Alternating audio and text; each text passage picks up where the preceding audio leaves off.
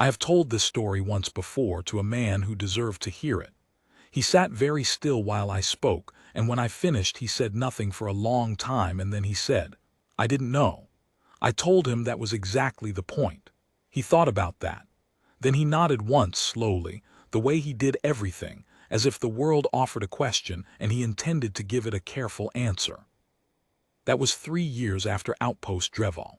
By then he had gone back to salvage work in the Peller corridor, and I had gone back to what I was, and the distance between our lives was large enough that you might wonder why I'm telling this at all. The answer is simple.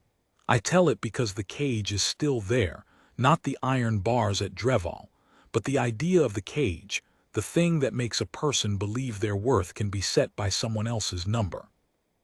I was an empress once, and a prisoner for 3 years after that, and the thing that freed me was not his hands on the lock, though that is how it looked from the outside.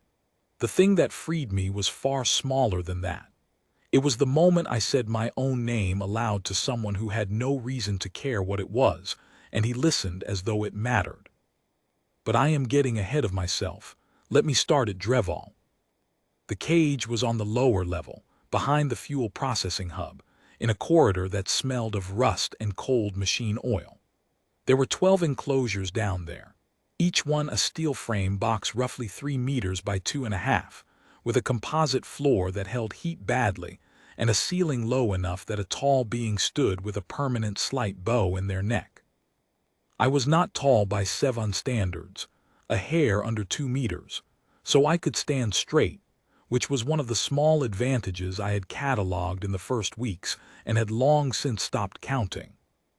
The enclosure next to mine held a Tyran male, enormous and gray-scaled, who had been there longer than I had, and who communicated mostly through silence and the slow movement of his eyes. 2 enclosures down, a human woman older, with white hair braided tightly and an expression that had calcified into something beyond anger, a kind of hard indifference that I recognized as survival. We did not speak. The acoustics in that corridor were strange.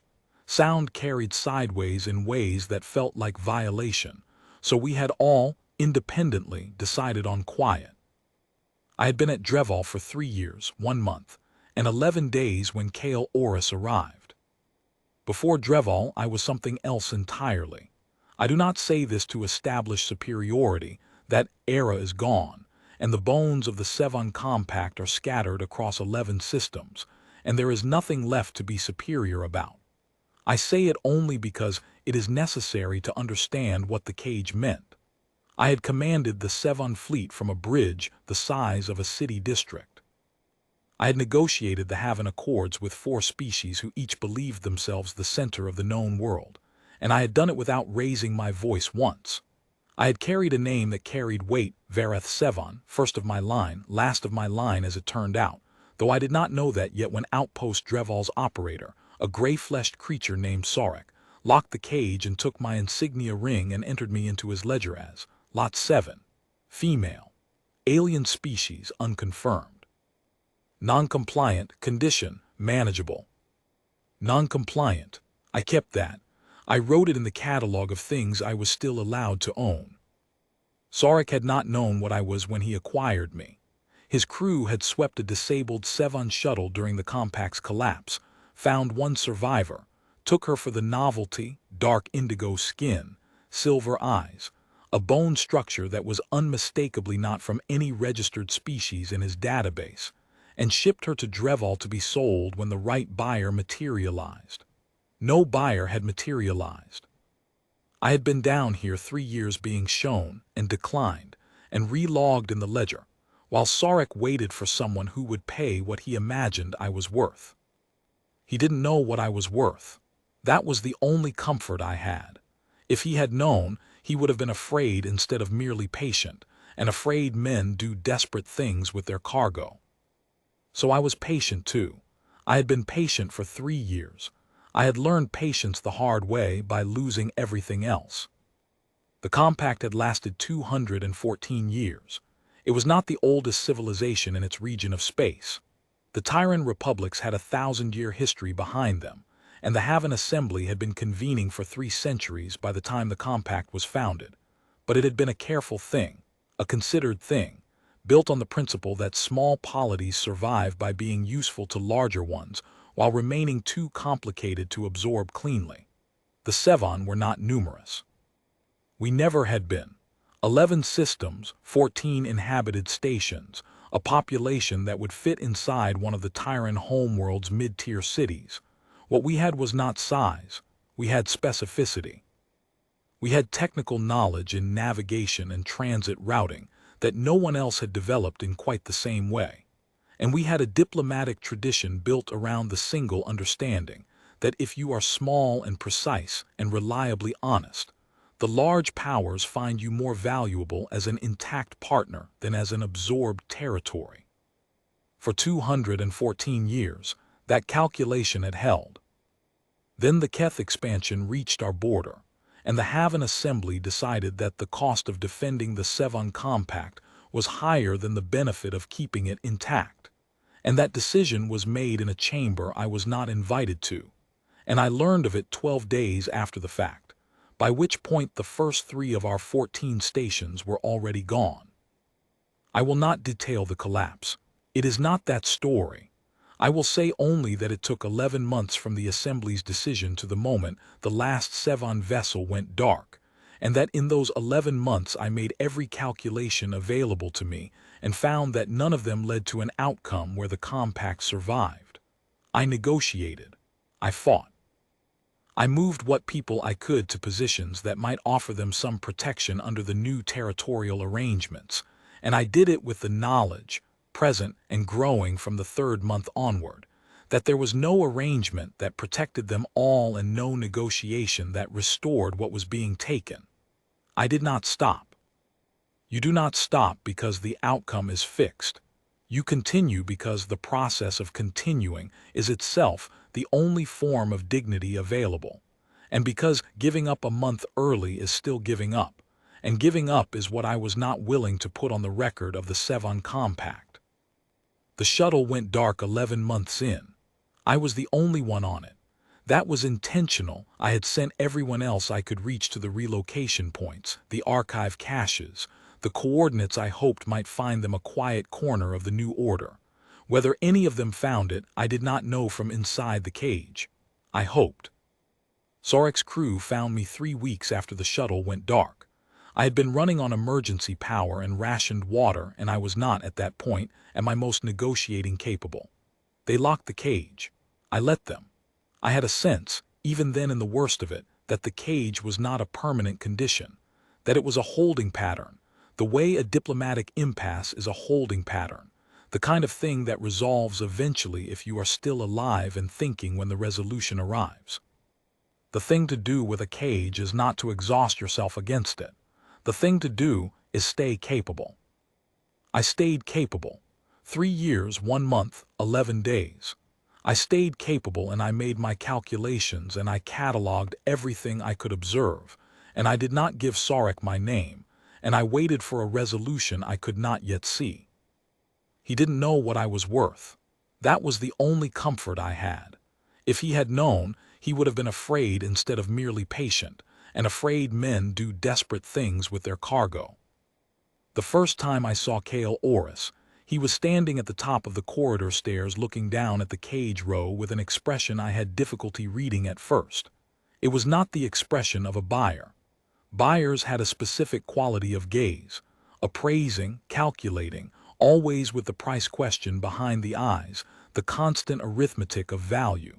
His expression was something else. He looked the way a man looks when he has walked through a door expecting one room and found another, slightly off balance, recalibrating. He was mid-30s by human reckoning, medium height and lean in the way of men who work with their hands and carry their weight forward, not a soldier's build, nothing staged about the muscle, just the practical compactness of someone who spent long hours in confined spaces. Dark hair, close-cut, and a jaw that carried old scars, 2 of them. Parallel lines that I would learn later were a cutting tool accident in a salvage dock at Peller Station.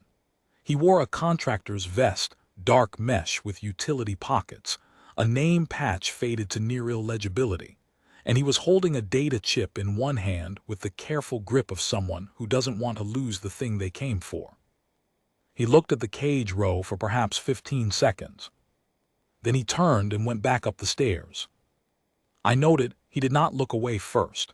He looked until he had made his assessment and then he left. That was interesting. Most visitors to this corridor, and there were not many, either lingered with the specific discomfort of people confronting something they know is wrong but have decided not to address, or they moved quickly, heads averted, as though the cages would infect them with guilt if they made eye contact. He had done neither. He had looked, assessed, and left in a way that felt almost professional, not the professionalism of the slaver, but some other kind. The kind that looks at a situation and files it. I did not know what to make of it. I filed it in return and went back to my calculations. I had been keeping a mental record, distances, guard schedules, structural weaknesses in the enclosure frame. The maintenance corridor I had glimpsed twice through a crack in the far wall panel when the humidity made it buckle slightly. 3 years of data. None of it had yet crystallized into an actionable path out because every path out ran through the problem of, out to where? My shuttle was wreckage. My fleet was gone. My identity was a liability in a sector that had, in the years of my imprisonment, finished dismantling the Sevon Compact's remnants and absorbed the territory into a patchwork of competing claims. Vareth Sevon, walking out of a cage on Outpost Dreval, had nowhere obvious to walk to. That calculation was the real cage. The iron bars were just its symbol. He came back 6 hours later. I was awake. I slept very little in those years, a long habit of command relearned in captivity, the same instinct that had kept watch through diplomatic nights now keeping watch over nothing, and I heard him before I saw him. His footstep was distinct, left foot slightly heavier than the right, an old injury I would identify later, a cracked metatarsal from the same salvage accident that gave him the jaw scars. He walked with a specific economy, no wasted motion, and in the quiet of the cage corridor it was as readable as a signature. He came down the stairs with a canteen in one hand. He stopped at the midpoint of the corridor. He looked at me. Then he looked at the others, the tyrant, the old human woman, the empty enclosure at the far end. He set the canteen down on the floor at the center of the corridor where all 3 of us could reach through the bars if we chose to, and he walked back upstairs. He didn't say anything. I looked at the canteen for a long time. Then I looked at the tyrant. The tyrant's eyes moved, a slow slide in my direction, then back forward. Nothing more. The old human woman with the white braid had turned slightly toward the canteen and then turned away. I did not reach for the canteen that night. Not because I was not thirsty, though the water Sorek's crew provided was reliably late and reliably inadequate. I was thirsty. Not because I suspected poison, though I considered it.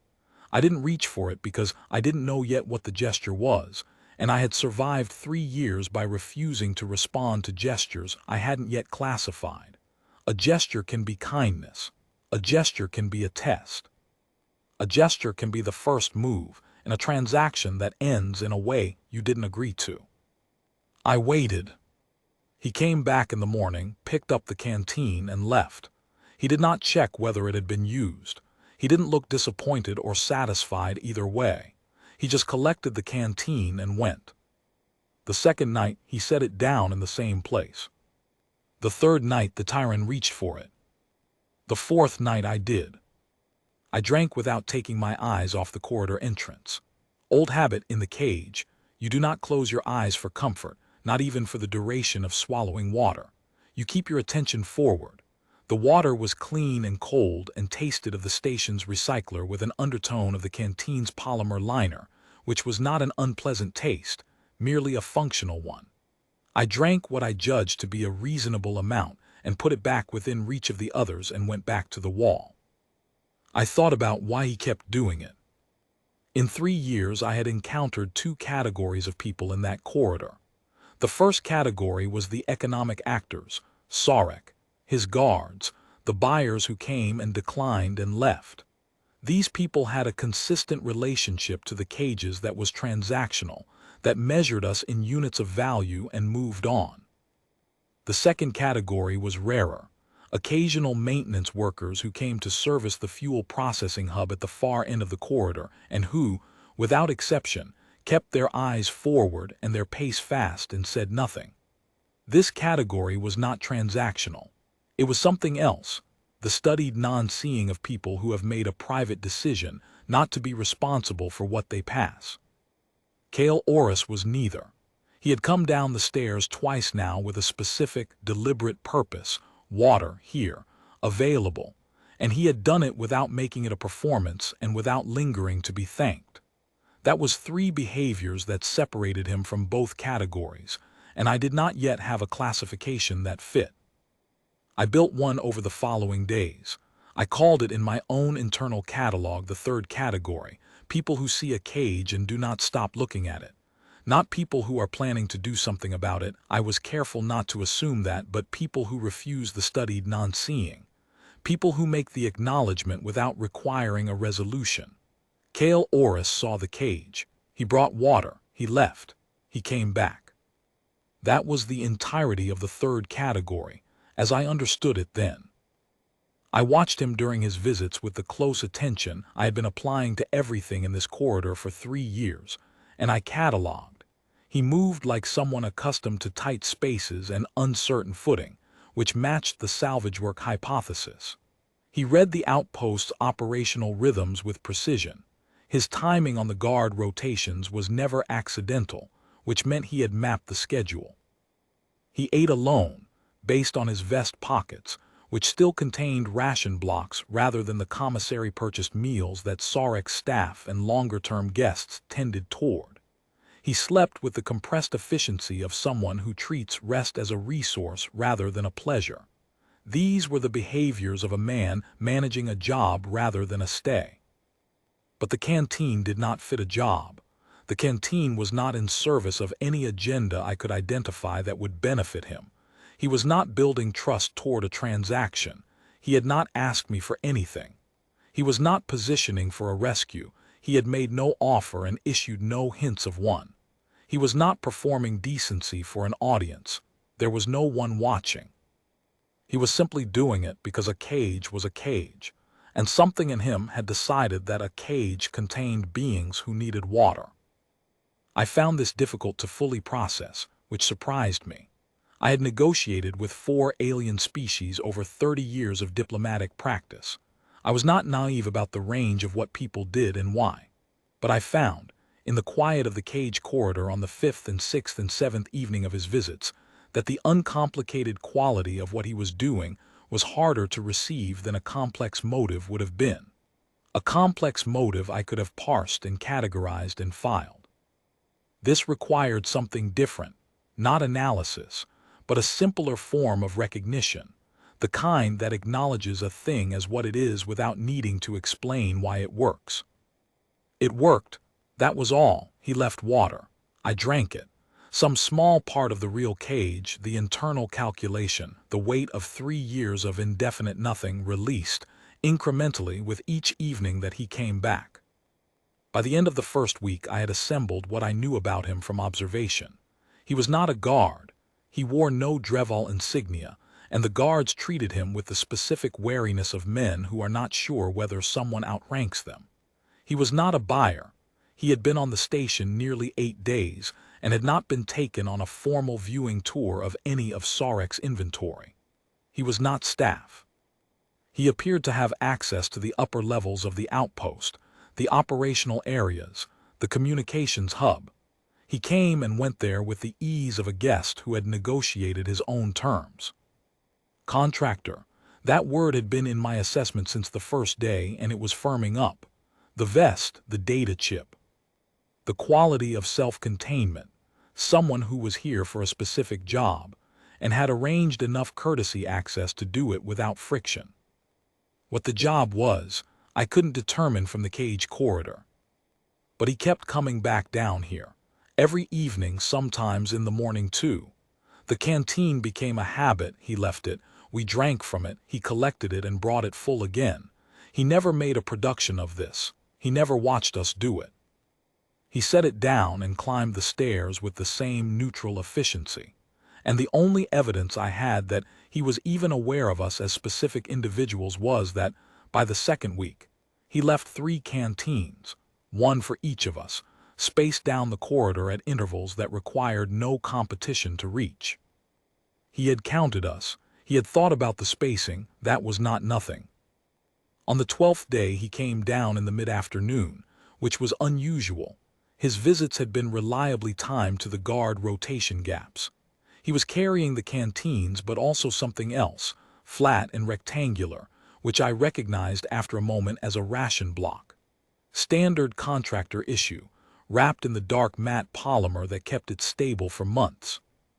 He left one in front of each enclosure, pushed through the bar gap with the economical motion of someone who has done this before, and then he sat down on the floor at the foot of the stairs. He sat with his back against the wall and his legs extended, and he looked at the ceiling for a while. Then he said, to no one in particular, "Auction notice went up this morning." He didn't look at any of us when he said it. He was still looking at the ceiling. I said nothing. The tyrant said nothing. The old human woman with the white braid made a sound, something between an exhalation and a word, but didn't form a sentence. He said, "Lot 7, that would be." He stopped. He was reading something on a small screen he had unfolded from his vest pocket. Female, alien species unconfirmed, non-compliant. He paused. No other data, they don't even have a species listed. I could feel him looking in my direction now, though I had not moved. He said, "Is that you?" I looked at him. It was the first time I had held eye contact with him. I had been careful about that, the same care I applied to everything down here, rationing engagement the way you ration water when you don't know how long the supply has to last. He met it without flinching. His eyes were a dark, unremarkable brown, steady in a way that I read as the absence of anxiety rather than the presence of aggression. There was a question in them, but not the appraising kind.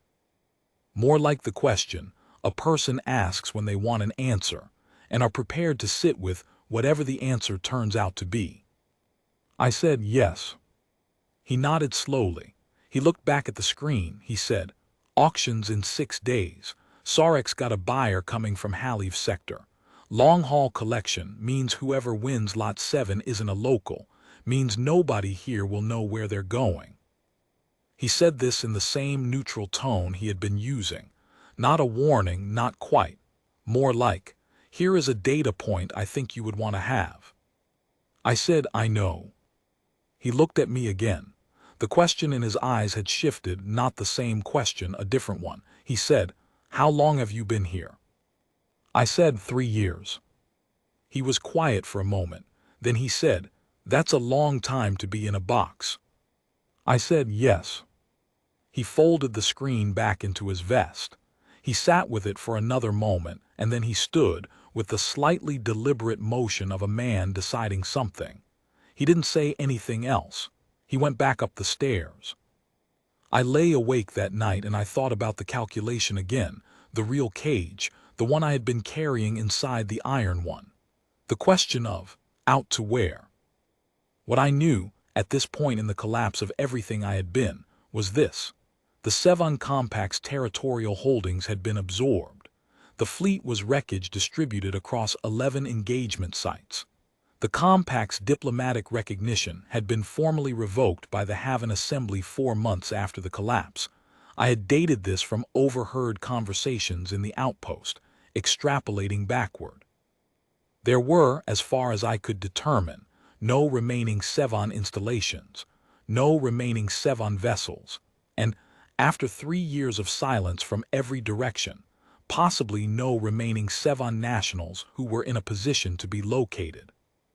What I was, in practical terms, was the last. I had known this for some time. I had known it the way you know things that are too large to look at directly, by their edges, by the silhouette they cast. I had known it, and I had not yet decided what to do with the knowledge, because the question of what the last of anything does requires a specific kind of clarity that is difficult to maintain in a cage.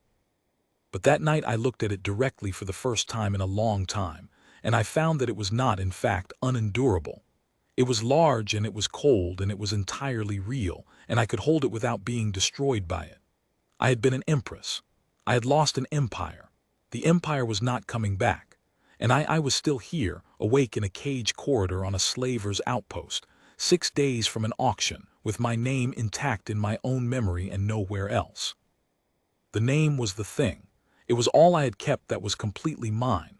Sarek had taken the ring. He had taken the access codes. He had taken 3 years of my life by way of waiting. He had never taken the name because he had never known it to take, and because no one had asked it of me in 3 years, not Sarek, not his guards, not the parade of declined buyers, it had stayed mine in a way that felt almost sacred. Vareth Sevon, the first of that name and the last.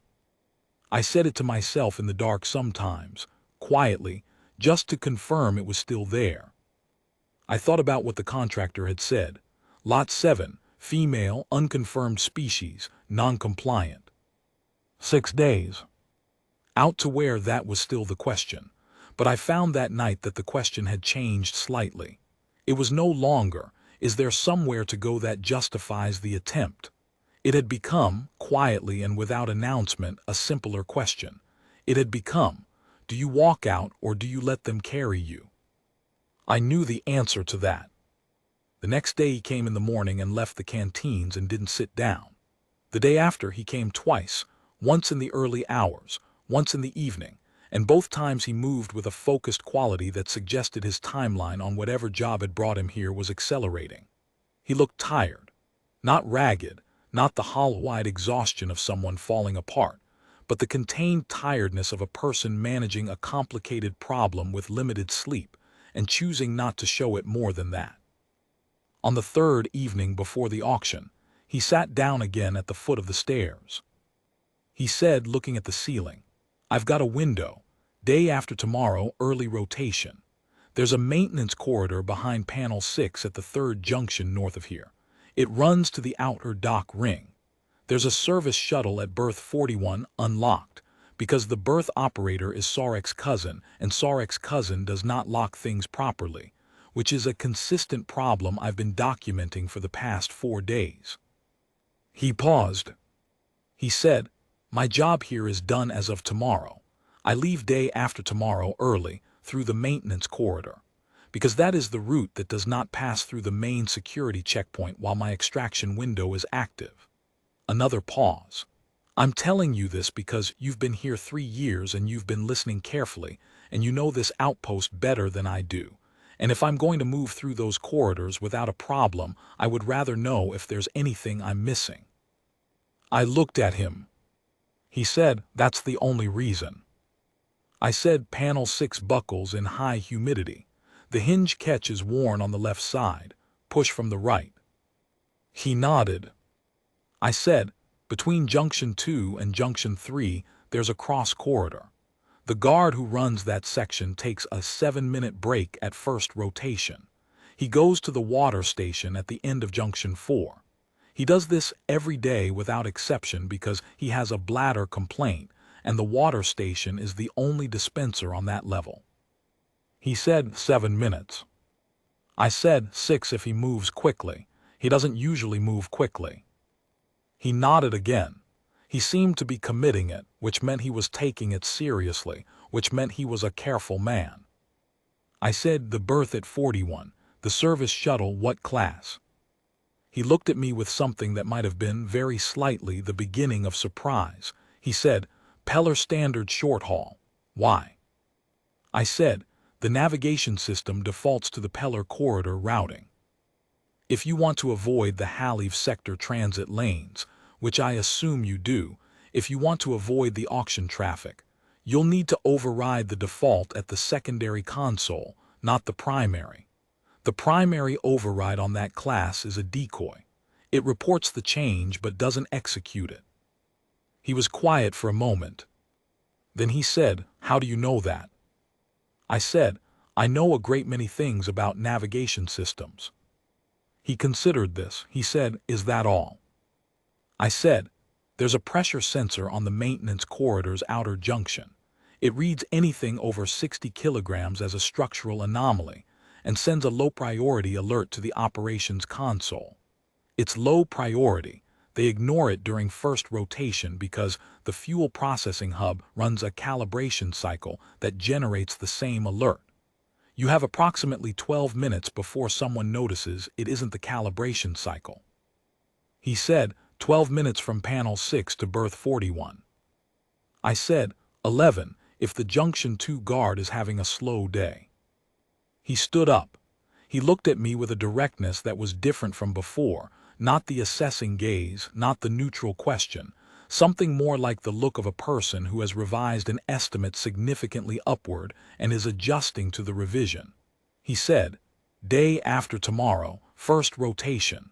I come down here first. I said nothing. He said, I'm telling you in case you want to be awake. I said, I am always awake. He went upstairs. The next day was the longest of the 3 years. Not because anything happened, nothing happened exactly, but because I was aware, for the first time in a very long time, of the passage of time as a specific and finite thing rather than the slow grinding of an indefinite sentence. I counted hours. I watched the corridor. I ate the ration block he had brought and I drank the water, and I sat with the weight of the calculation I had been carrying for 3 years and I felt it shift. The tyrant male knew something was different. He watched me with those slow gray eyes and said nothing, but there was an alertness in him that had not been there before, a slight forward lean that was not his usual posture. The old human woman with the white braid slept. She slept a great deal, and I had long since concluded that sleep was her particular form of resistance, the way she declined to spend her waking hours in this place. I hoped she would go on sleeping through the night, not because I did not care what happened to her, but because I had no way to bring her and any disruption to the plan. Any delay, any noise reduced the margin. I thought about the tyrant. I thought about that for a long time. There was nothing I could do for him. The mathematics were simple and bleak. A 2-meter-plus gray-scaled tyrant male moving through a maintenance corridor at first rotation was not 12 minutes to berth 41. It was a problem that ended in recapture, and recapture after an escape attempt in this place had a known outcome that I will not describe. I made myself stop thinking about it because the alternative, doing nothing, was not actually an alternative I had invented. He had been making do with nothing for longer than I had. That was not a thing I could fix by standing still. I thought instead about what I would do when the cage opened. I thought about that for a long time, and I found, to my own surprise, that I did not have an answer that stretched beyond the first few steps. Walk out. Get to the service shuttle. Navigate the Peller corridor. Beyond that, the landscape was open, and I had not yet learned to see it clearly from inside the cage. You cannot map territory you've never stood in. I had been an empress and then a prisoner, and whatever came next was a category I had no prior map for. I would have to make the map as I went. That was, if I was honest, frightening. It was also, undeniably, the only direction that mattered. He came at first rotation, as he said he would. I heard his footstep on the stairs, left foot slightly heavier, the old metatarsal, and I was standing at the front of the enclosure facing the door. He came down with a small tool kit on his belt and no canteen, which meant he was in operational mode and not allowing anything extraneous. He looked at me. He looked at the tyrant. He looked at the old human woman, still sleeping. He said very quietly, "Ready." I said yes. He came to my enclosure.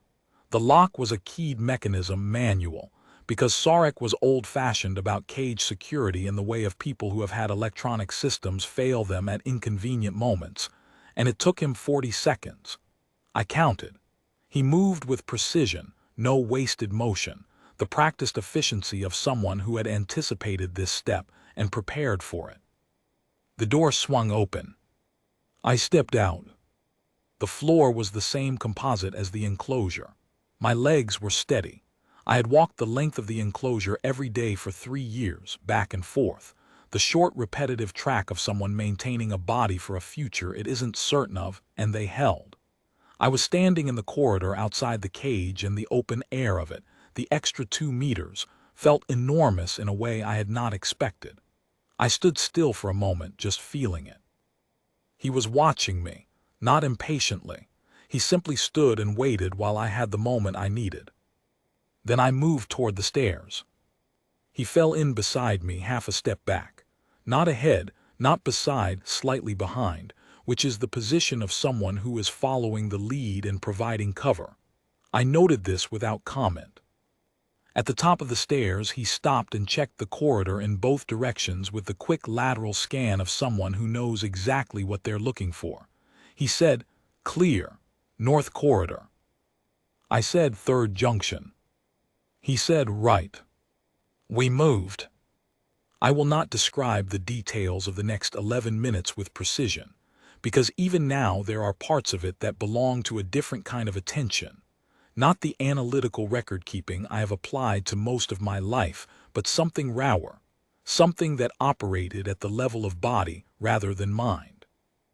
The feeling of open space overhead, the sound of my own footsteps on metal decking, the smell of machine oil and cold air, and once, a faint trace of exhaust from the fuel processing hub that told me we were passing the calibration cycle at the right moment. The junction guard was at the water station, as I had said he would be. The panel buckled at the left as I had predicted, and I put my hand on the right side and it swung clean. Cale Orris moved through it without breaking stride. I moved through it behind him, and for a moment, in the narrow maintenance corridor with the panel sealed behind us and the outer dock ring ahead, I stood in the dark, and I was aware of several things at once. I was aware that my heart was making itself known in a way it had not in 3 years, not fear, not exactly, but the physiological fact of something mattering again. I was aware that we had 7 minutes before the pressure sensor alert became noteworthy. I was aware that I was free, not arrived, not safe, not anything in particular beyond not in the cage, and that the word free was one I had not applied to myself since the shuttle went dark over the Sevon border, and the world I had commanded turned to wreckage around me. He said quietly from ahead, 11 minutes to berth 41, you said. I said, move. The service shuttle at berth 41 was exactly as described. The hatch was unlocked, Sarek's cousin's consistent operational failure, which I filed with a kind of abstract gratitude for human mediocrity. The interior smelled of fuel and old metal, and the specific closed-air quality of a vessel that has been sitting at dock for several days. 2 seats, a cargo platform, a navigation console. Cale Orris went to the primary console. I went to the secondary. He looked at me across the console and said nothing, which was the correct response. I pulled up the navigation system. The default routing blinked, Peller Corridor, standard. I called up the secondary override, not the primary decoy, and I entered the transit lane deviation manually, routing us through the Cassivar approach corridor, which was longer but which Haliv sector traffic did not use, and which had no scheduled outpost monitoring windows for another 4 hours. He watched me do it. He said, "You weren't lying about the navigation systems." I said, "I told you I know them." He said, "Yeah," a pause. "You want to fly it or should I?" I said, "You fly, I'll monitor." He sat down at the primary console. He ran the pre-flight in under a minute, quick and clean. The checklist of someone who has done this enough times that his hands know the sequence before his mind does. And he brought the thrusters up to idle, and the hatch sealed, and the dock clamps released with the particular clunk of a vessel deciding to be airborne. We lifted. The Cassivar approach corridor was 4 hours to the nearest transit gate. 4 hours is a long time in a small vessel, with someone you have spoken to a total of perhaps 300 words over the course of nearly 3 weeks. We did not speak for most of the first hour. He flew and I monitored, and the silence was not uncomfortable. It was the silence of 2 people who have just done something that required precise coordination, and are now processing the fact that it worked. I watched the stars through the forward port. There is a particular quality to stars seen from a moving vessel that you cannot replicate from a stationary cage, a sense of depth, of direction, of the universe as a space you are moving through rather than a ceiling you are contained beneath. I had missed this more than I had allowed myself to know. I sat with it. At the end of the first hour, he said, "You know where you're going?" I said, "Roughly." He said, "Roughly." I said, "I have a direction. I don't have a specific destination." He looked at me briefly. He was still primarily attending to the navigation, monitoring the transit corridor for traffic, and then back forward. He said, "If you need a layover point, Peller Station has free berths in the outer ring. No registration required for the first 48 hours. It's not much, but it's not nothing." I said, "Thank you." He said, "Don't thank me yet. I haven't landed it." The second hour passed. I thought about what I had said, "I have a direction," and I found that it was true. The direction was not yet fully articulated, but it was present, the way a course heading is present before you've entered the coordinates. A sense of orientation, a north. I had things to recover. Not the empire was not a thing you recovered, and I had made my peace with that in the long dark of the cage corridor. But there were records, scattered in systems I knew, remnants of Sevon administrative archives that had been sent to deep storage before the collapse. There were obligations, to names I had once carried responsibility for, to a history that deserved to be gathered and held rather than simply lost in the silence. There was the question of what Vareth Sevon did next, now that Vareth Sevon was the entire compact. You are what you are, I had told myself in the cage, on the bad nights when the calculation had no answer, and the cold came through the composite floor, and the tyrant's eyes were the only company. You are what you are because the name says what you are, and the name is still yours. The name was still mine. At the end of the second hour, he said, "Can I ask you something?" I said, "Yes." He said, "What are you? Species, I mean. I couldn't find anything in the databases and Sarex records just said unconfirmed." I said, "Sevon." He said, "I don't know that one." I said, "Most people don't now." He absorbed this. He did not press it. I had observed, a specific quality of not pressing things, of accepting the edge of an answer without requiring more than was offered. It was a rare quality. Most people, when told a thing is diminished, want to know how diminished, want to locate themselves in relation to the loss, want to understand the scale of it for reasons that are ultimately about them rather than about you. He simply said, "All right." We flew. In the third hour, he ate something, a ration block from his vest, and without comment placed a second one on the console in front of me. I ate it. It tasted of compressed grain and industrial flavoring, and it was the most ordinary thing I had eaten in 3 years, and I was grateful for it in a way I could not have articulated without sounding excessive. He did not look at me while I ate. He looked at the stars. I found that I wanted to tell him something. I had been considering this for an hour, testing it, trying to determine whether it was a sound impulse or a sentimental one. The cage had taught me to ration impulse the way it had taught me to ration everything, carefully, with attention to the ratio of cost to benefit. But I sat with this one, and I found that the cost was low and the benefit was real, and the reason the benefit was real was not tactical. It was simply that he had come down the stairs 14 evenings in a row with a canteen in his hand, and had never once asked what he was getting in return. He had treated a cage as a cage. He had treated what was inside it as something that deserved water. I had not been named in 3 years. I said, "I haven't told anyone my name since before Dreval." He looked at me. It was a brief look, sidelong but attentive. I said, "Vareth Sevon." I said it the full way, the Sevon way, with the particular emphasis on the second syllable of the first name that indicated lineage position, the slight extension of the final consonant in the family name that indicated primary line. It was the full name, the formal name, the name that had been entered into the Haven Accords and spoken in the Compact Senate, and carried across 11 systems for 31 years. It was a name that had, at one point, caused rooms to fall quiet when it arrived. He said it back to me, Vareth Sevon. He said it slowly, the way a careful person says something in a language they are hearing for the first time, trying to catch the shape of it. He didn't quite get the second syllable emphasis right. His mouth was not built for the Sevon register, but he tried, and the trying was exact. He said, "Is that right?" I said, "Close, the middle syllable is slightly higher." He said it again. I said, "That's better."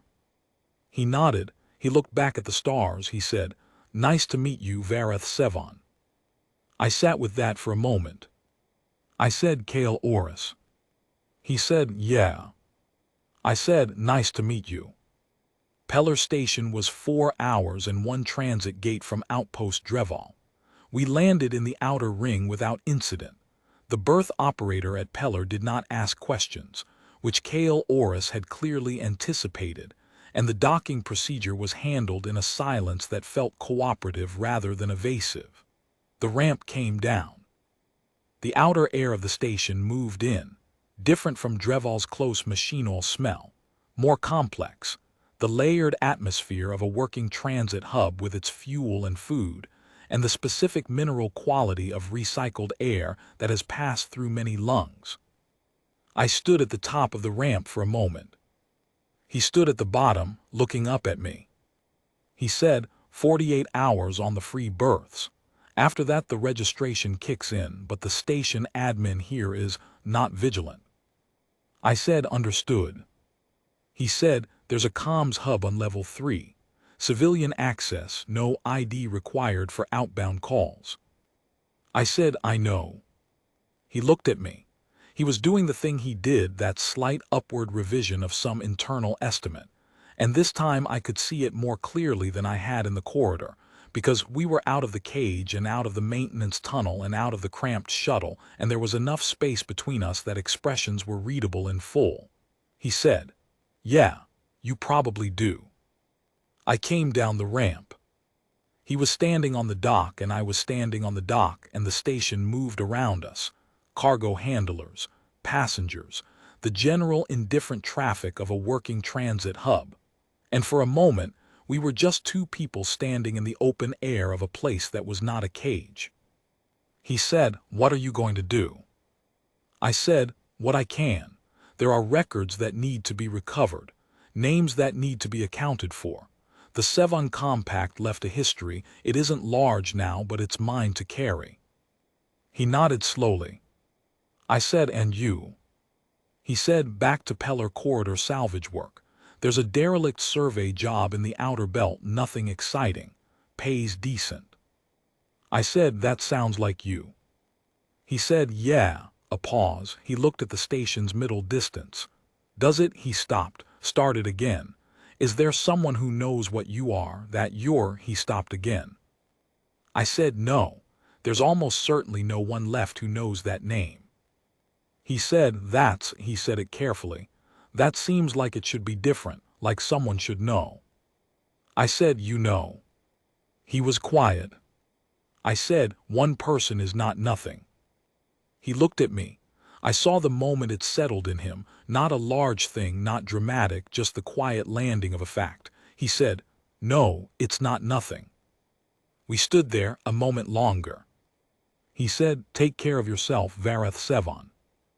I said, take care of yourself, Kale Oris. He picked up his kit bag. He went left, toward the inner berth access, where the long-haul contractors signed out their vehicles and began whatever came next.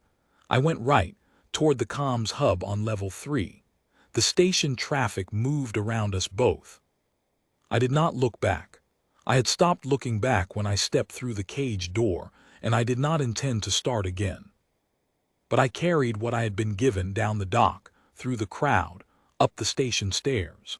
A canteen left in the center of a corridor, 14 evenings in a row, with no expectation of acknowledgement.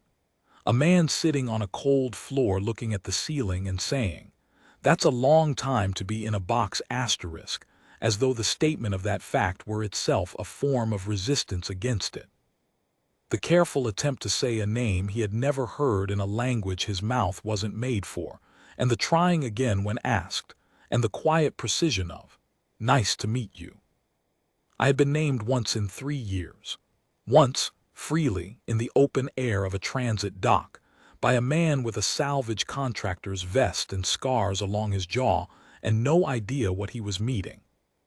Vareth Sevon, he had said it back to me, he had gotten it almost right. That was the thing that opened the real cage, not the tool kit, not the timing, not the 11 minutes through the maintenance corridor. Those opened the iron bars, but the iron bars had never been the whole of it. The whole of it was the calculation I had been carrying since the shuttle went dark. Out to where, to what, for what purpose, toward what meaning. That calculation had no answer as long as the name was only mine. Now one other person carried it. That was where the empire was in the end. Not in the fleet, not in the 11 systems, not in the Haven Accords or the Senate or the ring Sarek had taken. It was in the name, said aloud to someone who had no reason to care and cared anyway. One person knowing it made it real in the world again. One person saying it back made it more than memory. I went to the comms hub on level 3. I placed my first outbound call in 3 years, 1 month and 12 days. I did not reach anyone. I had not expected to, not on the first call, but I left a message in the Sevon register, the old code, the one that the archive relays would catch if any of them were still running, which I did not know yet. I said my name. I said it the full way, with the lineage emphasis and the extended final consonant. I said, "I am Vareth Sevon. I am still here. If anyone is listening, answer." I set down the comm and I looked at the station's stars through the viewport and I thought about what came next. The map was undrawn. The territory was open. The name was mine, and now it was also someone else's, carried in the memory of a man who would go back to salvage work in the outer belt and probably not think of empresses very often, and that was all right. That was enough. That was more than I had had in 3 years, and more than I had expected to have when I woke up that morning in a cage on Outpost Dreval. You can rebuild from less. I had always known that. I had just needed to stand outside long enough to remember it. 3 years later, I found the relays. Some of them were still running. More than I had expected. That was the first surprise. I had prepared myself, in the years between Dreval and the search, for the answer to be nothing. Zero. The silence of a thing that had completely ceased. And the silence was mostly what I found in the first months of careful searching through deep storage systems and dormant archive nodes and the dead letter boxes the Compact's administrative arm had set up for exactly this kind of contingency. But not entirely silence. Not zero. There were 6 archive nodes still active, running on long-cycle power cells in the outer system repositories where no one had reason to go looking. There were records there, administrative, historical, census records from the last decade of the Compact's existence. And there were also, in 2 of the 6 nodes, something I had not allowed myself to hope for, outbound message logs. Old ones. Messages sent in the final months, forwarded to the archive relays by people who had, in the chaos of the collapse, thought to leave a record somewhere permanent. Names, not many. 14 messages across the 2 nodes from 11 different people, most of them sent in the last 60 days before everything went dark. A station engineer from the 7th installation, recording technical specifications she thought might be needed later. A Senate clerk logging the last formal business of the Compact's legislative body, typed out in full, every procedural item, because he had apparently decided that if it was going to end, it was going to end with the record complete. A fleet navigator who had survived the engagement at the Keth border and was writing from somewhere she declined to specify, saying only that she was alive and watching and waiting for a signal. I answered every one of them. Most did not answer back. The addresses were old, the relay paths were broken, the people had moved on or were unreachable or were gone in the ways that 3 years of collapse could make a person gone. but two of them answered. Two people, alive and intact and in contact with each other already, who had been waiting for exactly the signal I sent. That was not an empire. I was clear-eyed enough to know that 2 people and 6 archive nodes and 14 old messages was not an empire. But it was the beginning of an accounting, which was what I had said on that first comm call from the Peller Station hub. Someone should gather the record, because a history that is not held is not a history, it is simply a silence. I could hold it. The 3 of us together could hold more of it. That was enough to begin. I built the first archive properly over the following year. Not a government. I had no illusions about what was available to rebuild and what was not, but a library in the old Sevon sense of the word, which in our language carried the meaning of a place where things are kept not because they are useful, but because they deserve to be remembered. The records of the compact's history, the census data, the diplomatic texts, the technical knowledge, the names of the people who had lived under it and built it and lost it. I gathered what I could. The 2 survivors helped. Eventually there were others, not many, but enough people who had scattered and been silent and who, when the signal reached them, answered. I sent a message to Cale Orris through the Peller Corridor Registry. I told him what I had found. I told him some of what I had built in the time since Dreval, small things, careful things, the kind of construction that does not announce itself but accumulates. I told him that the name was real again, in more than just 2 people's keeping. He replied in 3 words, "Good, thank you." I sat with that for a long time. 3 words, delivered with the same economy he had applied to everything. No waste, no performance, just the specific weight of what needed to be said and nothing more. A man who left canteens and didn't watch you drink. A man who said a name carefully until he got it right. I wrote back, "Come find me if the salvage work ever runs dry." He never came. The salvage work, I think, did not run dry. Or perhaps the distance was the comfortable kind, the kind between 2 people who have shared something exact and specific and do not need to diminish it by trying to make it into something else. I think that is right. I think he knew, in the way careful people know things, that some things are exactly what they are: a cage opened, a name given, a person walking out into the open air on their own terms, and that trying to add to them is the one way to make them less. I kept what he gave me. I carry it still. My name is Vareth Sevon. One person heard it said in the open, outside a cage on a dock at Peller Station, and said it back. That was everything.